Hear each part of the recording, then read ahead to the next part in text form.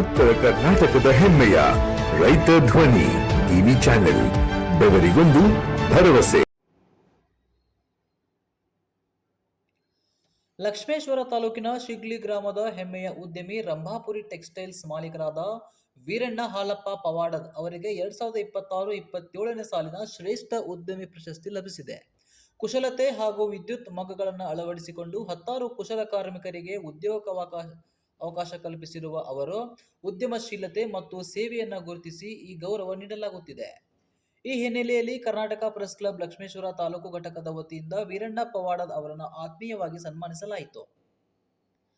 ತಮ್ಮ ಪರಿಶ್ರಮ, ಉದ್ಯಮಶೀಲತೆ ಹಾಗೂ ಸಮಾಜಮುಖಿ ಚಿಂತನೆಯ ಮೂಲಕ ಹಲವರಿಗೆ ಉದ್ಯೋಗಾವಕಾಶ ನೀಡಿರುವ ವೀರಣ್ಣ ಹಾಲಪ್ಪ ಪವಾಡದ್ ಅವರಿಗೆ ಸಂದಿರುವ ಈ ಪ್ರಶಸ್ತಿ ಶಿಗ್ಲಿ ಗ್ರಾಮದ ಹೆಮ್ಮೆಯನ್ನು ಮತ್ತಷ್ಟು ಹೆಚ್ಚಿಸಿದೆ.